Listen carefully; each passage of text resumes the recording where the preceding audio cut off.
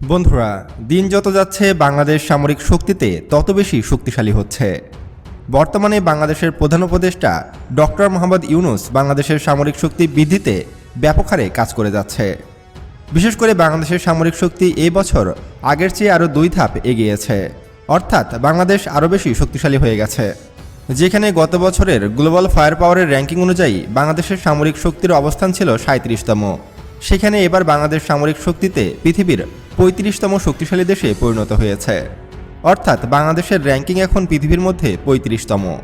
আর এইবার মিয়ানমারকেও পিছনে ফেলেছে বাংলাদেশ। মিয়ানমারের অবস্থান এবার 37তম, অর্থাৎ মিয়ানমারের চেয়েও 2 গুণ বেশি শক্তিশালী হয়ে গেছে বাংলাদেশ। এমনকি কিছু কিছু ক্ষেত্রে এবং কিছু কিছু সূচকে ভারতকেও পিছনে ফেলেছে বাংলাদেশ। তো বন্ধুরা, 2025 সালে এসে বাংলাদেশ কতটা শক্তিশালী রাষ্ট্র হলো এবং বাংলাদেশের সামরিক শক্তি কতটা বৃদ্ধি পেয়েছে এবং নতুন কী অস্ত্র যুক্ত হয়েছে বাংলাদেশের সামরিক শক্তির বহরে, সে সম্পর্কে আলোচনা করা হবে আজকের ভিডিওটিতে। তো চলুন শুরু করা যাক। বন্ধুরা, গ্লোবাল ফায়ার পাওয়ারের র্যাঙ্কিং অনুযায়ী 2025 সালে এসে বাংলাদেশের সামরিক বাজেট 4.3 বিলিয়ন ইউএস ডলার, যা গত বছরের চেয়ে অনেকটাই বাড়ানো হয়েছে। এবং 2025 সালে এসে বাংলাদেশের হাতে টোটাল অ্যাক্টিভ সৈন্য রয়েছে 1,63,000। এই বছর মাত্র 3,000 সৈন্য বাড়ানো হয়েছে বাংলাদেশের বহরে, যেখানে গত বছর ছিল 1,60,000 আর এই বছর 1,63,000। বন্ধুরা, এবং বাংলাদেশ সেনাবাহিনীর হাতে যুদ্ধ ট্যাঙ্ক রয়েছে 320টি, আর্মড ভেহিকলস রয়েছে 11,584টি, সেলফ প্রোপেলড আর্টিলারি রয়েছে 56টি, টাউড আর্টিলারি রয়েছে 546টি এবং MLRS বা রকেট আর্টিলারি রয়েছে 110টি। এই হলো বাংলাদেশ সেনাবাহিনীর সামরিক শক্তি। বন্ধুরা, এবার আমরা বাংলাদেশ নৌবাহিনীর সামরিক শক্তি সম্পর্কে জানব। বন্ধুরা, 2025 সালে এসে বাংলাদেশ নৌবাহিনীর হাতে টোটাল যুদ্ধজাহাজ রয়েছে 118টি। এর মধ্যে ফ্রিগেট রয়েছে 7টি, করভেট রয়েছে 6টি, সাবমেরিন রয়েছে 2টি, পেট্রোল ভেসেলস রয়েছে 61টি এবং মাইন ওয়ারফেয়ার রয়েছে 5টি।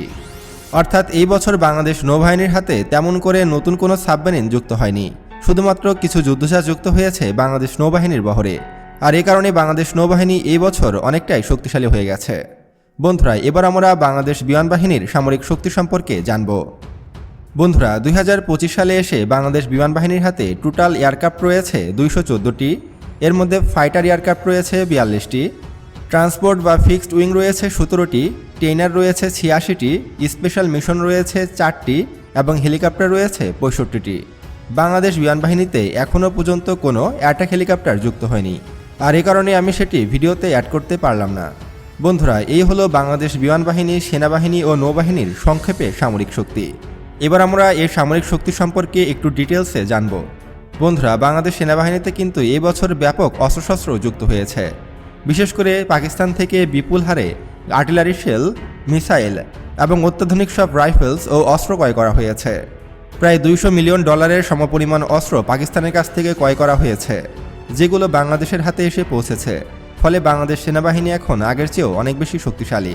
এবং বর্তমানে বাংলাদেশের আর্টিলারি বহরেও বেশ কিছু নতুন আর্টিলারি যুক্ত হয়েছে নতুন অনেকগুলো যুদ্ধ ট্যাঙ্ক, যেগুলো এখনও গ্লোবাল ফায়ার পাওয়ারে যুক্ত করা হয়নি। হয়তো আগামী বছর গ্লোবাল ফায়ার পাওয়ারে সেগুলো যুক্ত করা হবে, তখন বাংলাদেশ সামরিক শক্তিতে আরও এগিয়ে যাবে। এছাড়া বাংলাদেশ সেনাবাহিনী বর্তমানে সারা বাংলাদেশ জুড়ে তাদের দায়িত্ব পালন করছে।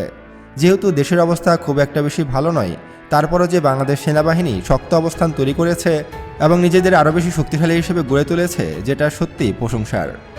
যেখানে সরকার পতন ঘটলে বা দেশের কোনো সমস্যা হলে সামরিক শক্তি দুর্বল হয়ে যায়, সেখানে বাংলাদেশ হয়েছে আরও বেশি শক্তিশালী। এতে প্রমাণ করে যে বাংলাদেশ ভবিষ্যতে সামরিক শক্তিতে পৃথিবীর মধ্যে একটি সুপার পাওয়ার দেশে পরিণত হবে। বন্ধুরা, এবার আমরা জানব বাংলাদেশ নৌবাহিনীতে এই বছর কি অস্ত্র যুক্ত হয়েছে সেই সম্পর্কে।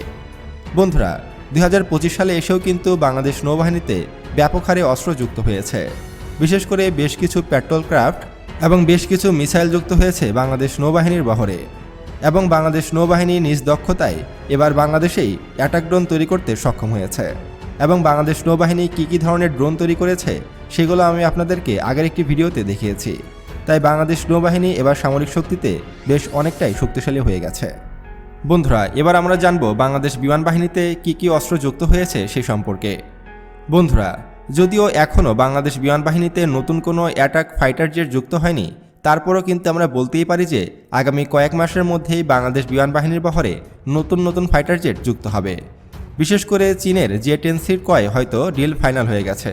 কিছুদিনের মধ্যে হয়তো চীনের জে-10সি বাংলাদেশে ঢুকবে। তখন বাংলাদেশ বিমান বাহিনী আরও বেশি শক্তিশালী হয়ে যাবে। শুধু তাই নয়, আমাদের কিন্তু আমেরিকার কাছ থেকে বেশ কয়েকটি অ্যাটাক হেলিকপ্টারও ক্রয় করা হচ্ছে, যেগুলো কিন্তু বাংলাদেশ বিমান বাহিনীর বহরে যুক্ত হবে। আর অ্যাটাক হেলিকপ্টার যুদ্ধক্ষেত্রে কতটা ভয়ঙ্কর রূপ ধারণ করে তা আপনারা সকলেই জানেন। বলা হয়ে থাকে যে একটি অ্যাটাক হেলিকপ্টার 10টি যুদ্ধ ট্যাঙ্কের সমান। আর এরকম যদি 8 থেকে 10টি অ্যাটাক হেলিকপ্টার বাংলাদেশের বহরে যুক্ত হয়, তাহলে বাংলাদেশ সামরিক শক্তিতে কতটা শক্তিশালী হবে সে সম্পর্কে আপনারা বুঝতেই পারছেন। বন্ধুরা, গত বছরের মতো এবছরও বাংলাদেশের প্যারামিলিটারি পৃথিবীর সর্বোচ্চ বৃহত্তম বাহিনী, এবং বাংলাদেশ আরও বেশি শক্তিশালী হয়ে গেছে এই বাহিনীর জন্য। তো বন্ধুরা, ইতিমধ্যে আপনি হয়তো বুঝে গেছেন যে বাংলাদেশ সামরিক শক্তিতে কতটা শক্তিশালী হয়ে গেছে।